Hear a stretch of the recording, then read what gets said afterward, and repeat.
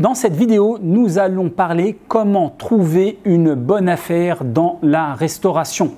Comme vous le savez, je suis Fodil Mahani, serial entrepreneur, investisseur, mentor à présent pour vous aider à réaliser vos objectifs, en l'occurrence lancer votre restaurant. Comme je l'ai fait justement en 2007, j'ai ouvert mon premier restaurant qui a cartonné, qui m'a permis de réaliser un chiffre d'affaires de 2 millions d'euros de chiffre d'affaires annuel. Ce domaine donc de la restauration qui était nouveau pour moi, je l'ai ensuite développé, j'ai ouvert d'autres structures, puis ensuite je l'ai revendu et c'est ce qui m'a permis, la restauration, c'est ce qui m'a permis de gagner ma liberté financière, donc d'avoir de l'argent sans pour autant avoir à échanger contre mon temps. Cet argent-là, je l'ai essentiellement utilisé pour entreprendre ou surtout investir, donc d'ailleurs dans d'autres domaines, et donc du coup je suis libre financièrement. Alors si vous aussi vous souhaitez vous inspirer de ce parcours pour pouvoir profiter de l'expérience que j'ai acquis sur toutes ces années-là, tous les conseils et les pièges qu'il faut éviter, eh bien il vous suffit de faire deux choses simplement. La première chose, vous abonner à ma chaîne YouTube. Comme ça, vous ne ratez rien des différentes vidéos que je publie très régulièrement et vous êtes tenu à jour.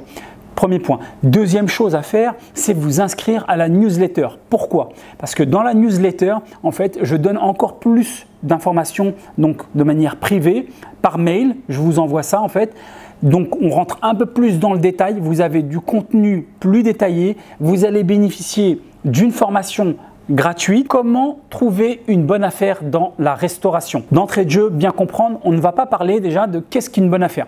Quels sont les critères qui qualifie une affaire de bonne ou de mauvaise. Si vous voulez savoir qu'est-ce qu'une bonne affaire, j'ai fait une vidéo, il y a le lien qui apparaît juste au-dessus, vous cliquez dessus et vous allez savoir qu'est-ce qu'une bonne affaire dans la restauration. Quels sont les différents critères, d'accord, que je dois valider.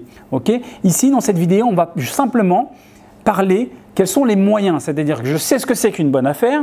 Maintenant, je voudrais savoir concrètement comment j'en trouve, d'accord? Quels sont les moyens de trouver donc une bonne affaire dans la restauration? D'entrée de jeu, avant de vous donner les différents moyens, personnellement, comme je vous disais, j'ai eu des affaires et je les ai vendues. Donc, j'ai été aussi dans la position du vendeur.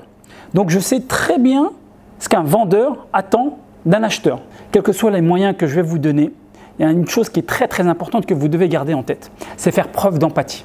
C'est-à-dire que vous êtes acheteur, très bien, mais essayez de comprendre toujours la psychologie de la personne qui est en face de vous. En général, dans la négociation, un bon négociateur, c'est quelqu'un qui fait preuve d'empathie et qui comprend la position de la personne qui est en face. Comprendre, ça ne veut pas dire accepter, mais ça veut dire comprendre dans quel contexte, dans quel état psychologique, ainsi de suite, dans lequel il peut être.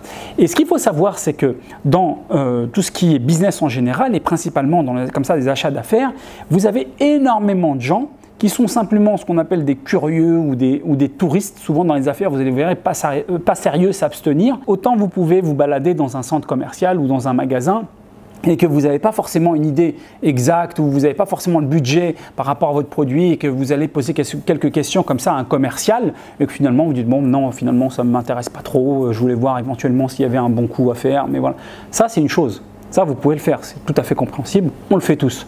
Mais lorsqu'on parle d'une affaire, on parle de contacter quelqu'un qui va vous livrer des informations qui sont très personnelles, qui va vous livrer énormément d'informations qui sont financières. Dès qu'on parle d'argent, vous le savez, si quelqu'un vient et vous demande votre salaire, vous n'allez pas le communiquer comme ça à tout le monde, à tout va et l'afficher partout. Ça reste une information qui est privée, donc vous n'allez pas la livrer comme ça facilement. Alors imaginez-vous lorsqu'il s'agit de rentrer dans un bilan carrément où on va voir bénéfices, les coûts, les charges, enfin bref, toute votre vie professionnelle sur de nombreuses années. Vous voyez? Donc c'est très confidentiel, c'est très privé. Donc le vendeur, il est dans cet état psychologique. Et comme en face, il sait qu'il y a beaucoup, on va dire une majorité de gens qui ne sont simplement que des curieux, il va tout de suite chercher à déterminer si la personne qui est en face de lui, est-ce que c'est un curieux, est-ce que c'est un touriste qui vient simplement prendre de l'information et repartir alors qu'en fait de toute façon il n'a rien en poche, c'est-à-dire dans le sens où il n'a pas le capital nécessaire par rapport à mon business, ou est-ce que c'est quelqu'un de professionnel, de sérieux, même si on ne peut ne pas faire affaire, eh bien au moins on sait que voilà, l'échange va se faire de manière professionnelle, de manière sérieuse. Alors numéro 1, La plateforme indispensable pour dénicher les bonnes affaires, c'était le cas déjà il y a 10 ans, c'est encore le cas aujourd'hui, c'est le site Le Bon Coin. Clairement, c'est pour moi, à mon sens, c'est la meilleure plateforme pour trouver donc pour avoir donc un référencement d'affaires qui sont à vendre et donc de trouver une bonne affaire, beaucoup plus que d'éventuelles agences immobilières. Vraiment, Le Bon Coin, pour moi, c'est beaucoup plus efficace et il y en a un plus grand nombre. Donc, sur Le Bon Coin, il va falloir bien s'y prendre. Alors, en général, sur Le Bon Coin, vous avez donc le vendeur. Vous pouvez contacter le vendeur par email plutôt que par téléphone, ce qui n'est pas plus mal. Déjà pour un premier contact, vous allez pouvoir poser un certain nombre de questions. Alors, très important, comme je vous disais juste en préambule, de vous distinguer tout de suite avec les nombreux curieux qui vont juste comme ça jeter une bouteille à la mer. Lorsque vous allez envoyer un email pour avoir quelques informations concernant l'établissement qui est à vendre, vous allez dans juste une courte première phrase, vous allez vous introduire. Voilà, je m'appelle un tel, je fais ceci et je serai intéressé par racheter votre établissement, votre commerce. Ok? Donc, une phrase. C'est qui vous êtes, ce que vous faites, d'accord, et ce que vous souhaitez faire.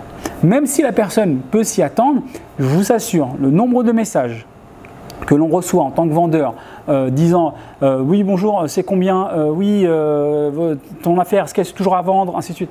Non, commencez par faire la différence justement avec tous ces messages un peu de personnes qui manquent de professionnalisme à mon sens. Alors bien sûr, plus l'affaire est chère, plus effectivement le vendeur est exigeant. Bien sûr que pour une petite affaire, il y aura moins d'exigences, mais ça coûte rien de commencer avec une phrase d'introduction. Et je vous assure que dans les affaires, c'est énormément le relationnel, la partie très psychologique joue énormément. Et donc, c'est dans votre intérêt d'avoir tout de suite d'entrée de jeu un bon rapport. Donc, vous vous présentez en une seule phrase et ensuite, vous posez les questions que vous souhaitez savoir concernant le commerce, concernant le business. Ça peut être par exemple quelques questions comme la superficie exacte de l'établissement, du restaurant, le nombre de places que peut accueillir le restaurant. Ce qu'il faut surtout ne pas faire, c'est rentrer sur tout l'aspect argent. Que ce soit le prix de cession, même s'il l'a indiqué, que ce soit les loyers qu'il paye, que ce soit le chiffre d'affaires réalisé, toutes ces questions-là, tout ce qui est argent, ne pas en parler par écrit et surtout pas au premier message. Ça fait vraiment pas sérieux. Déjà dans un premier temps, confidentiel d'ordre privé que la personne préfère en parler, échanger de visu. Et aussi, même pour vous, lorsque vous posez certaines questions qui sont cruciales, donc les questions d'argent, c'est important, c'est impératif de les faire de visu parce que vous allez percevoir des émotions. Vous allez avoir peut-être par rapport au body language, par rapport à la spontanéité de la personne qui est en face de vous, vous allez avoir certaines informations que vous n'aurez pas par écrit parce que la personne par définition n'est pas en face de vous et en plus ce ne sera pas du tout spontané donc il pourra vous répondre tranquillement et si vous lui posez la question quelques temps plus tard vous aurez peut-être même une information différente. Donc c'est très important que tout ce qui est argent on le laisse uniquement au moment du rendez-vous, au moment de la négociation pour pouvoir vraiment percevoir un maximum d'éléments et voilà, mettre en confiance la personne pour pouvoir aborder ce type de sujet-là. Donc ça, c'est très important pour la partie argent. Sinon, je vous disais, pour le premier email, posez des questions factuelles sur la superficie, sur la date d'ouverture. À quelle année, à quel moment il a donc lancé son business. Ça vous donne aussi un ordre d'idée assez important. Par exemple, comme on parlait sur la partie tout ce qui est rénovation, installation, savoir si ça il y a 2 ans, 3 ans, 1 an, eh bien j'ai des informations. Par exemple, si ça a été ouvert il y a 6 mois, 1 an, soit ça ne marche pas, soit il y a un désaccord entre associés. Donc il y a une urgence. Donc qui dit urgence dit c'est en ma faveur. Si par contre par exemple, c'est il y a 10 ans, 20 ans, peut-être que c'est des personnes qui veulent partir à la retraite, qui veulent changer de métier, et donc pareil. Donc ça me donne un élément d'information. Si au contraire, c'est il y a quelques années, je sais que potentiellement, les installations sont encore récentes. Donc ça va diminuer d'autant mon coût. Si les réponses vous conviennent, bien entendu, vous allez convenir d'un rendez-vous.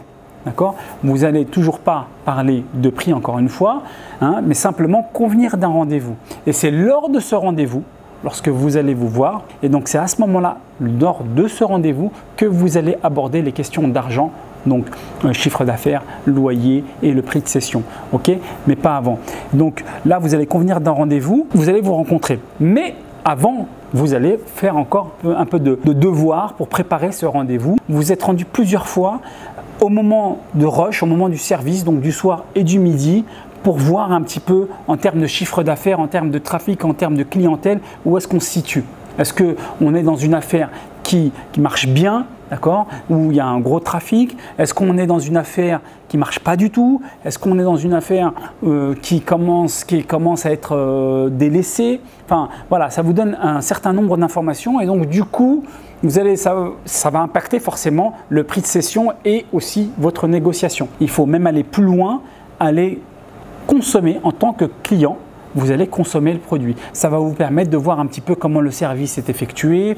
Peut-être que vous allez grappiller quelques informations, vous allez voir un petit peu le responsable est là, quelles sont les relations qu'il y a avec le personnel ou éventuellement avec les autres associés, dans quelle humeur il est que vous le sentez blasé, qu'il en a marre de l'activité ou est-ce qu'il y a des conflits. Tout ça, on peut le ressentir. De voir aussi est-ce que le business il est délaissé. Est-ce qu'il n'y a plus personne on sent qu'il n'y a plus personne sur le bateau, il n'y a plus de chef, ou au contraire, c'est assez carré, c'est bien géré, c'est bien structuré, ainsi de suite. Donc voilà, tout ça, vous allez récupérer pas mal d'informations et donc vous allez préparer votre rendez-vous pour la négociation.